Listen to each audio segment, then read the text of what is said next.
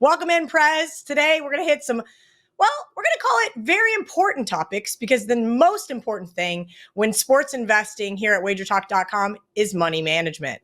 I need to know, why would we bet a percentage of a bankroll instead of just a standard unit size?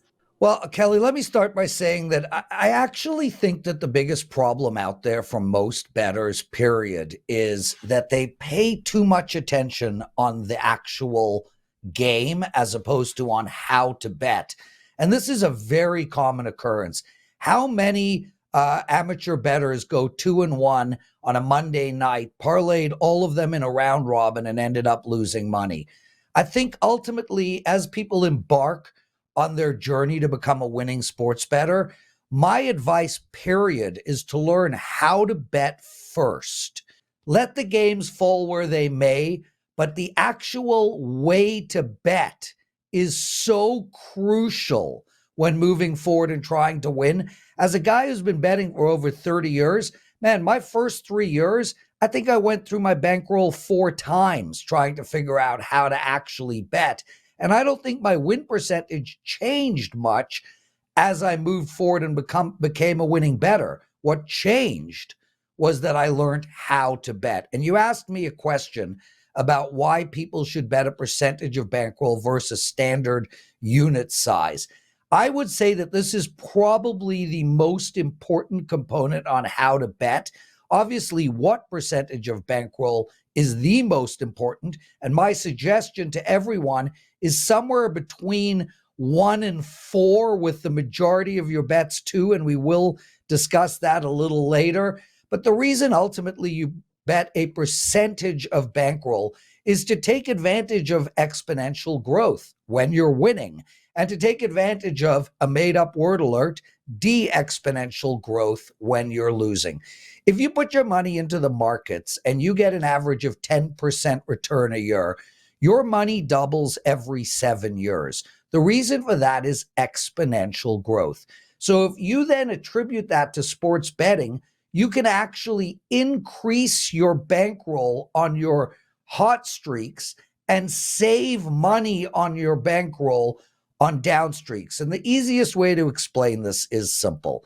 If you're betting, say, 2% of your bankroll is $100, you're betting $20. If you win, your bankroll is now $120, and now you're betting 2% of $120.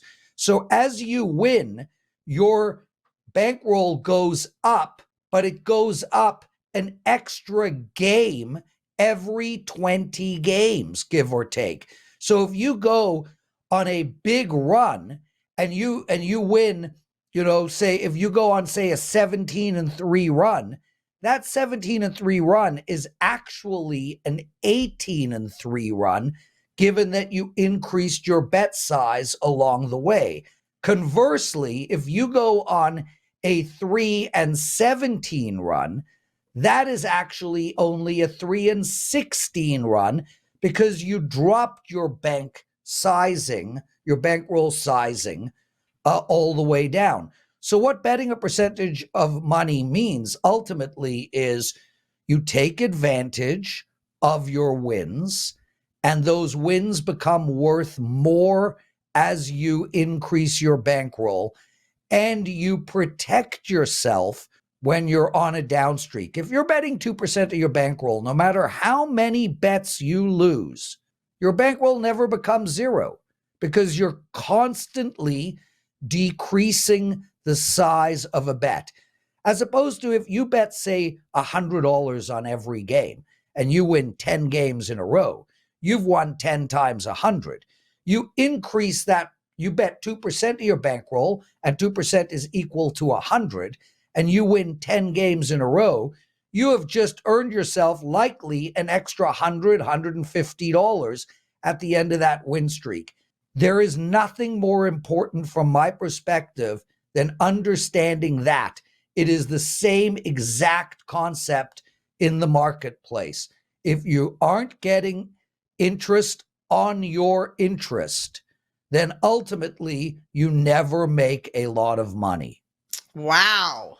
Spoken by a guy that has been betting for 30 years. I think I even learned something in that one, but I'm still not going to be betting the stock market anytime soon, Prez.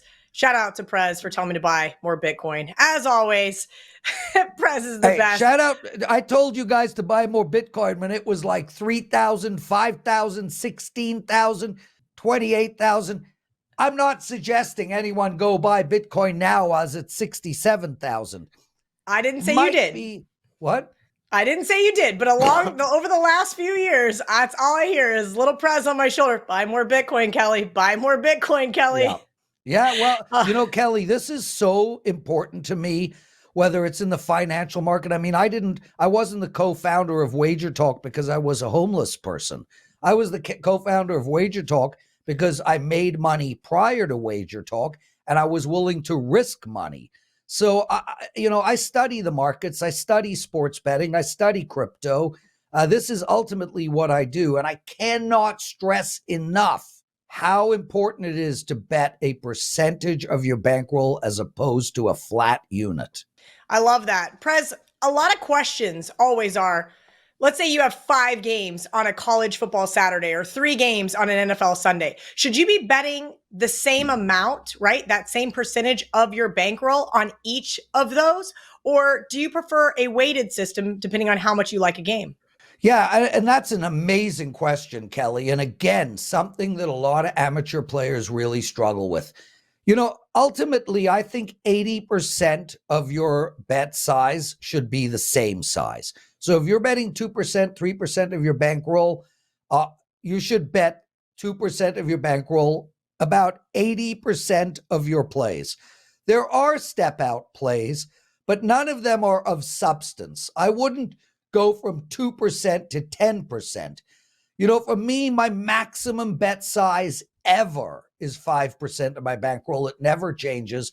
And to give you perspective, I would say maybe 4% of all my bets are in that 5% range. I would say 80% of my bets are around 2%. And I think that's really important because ultimately, we think a game is super strong, but the handicap on that game is ultimately the same as the game that we thought was just a good bet. Very rarely can you signal out a situation, a trend, a stat, a position that will make you bet double, triple, quadruple your normal bet size and have those step out plays consistently win at a higher rate than your 2% plays. That's why, for me, I like to keep everything around 2 to 3%, somewhere inside of that zone, and occasionally step out. As we're taping today, and right now it is March 7th, we are 5-6 months into the NHL season. I've had 7 plays that are 4% plays. Almost every other play has been 3 or 2%.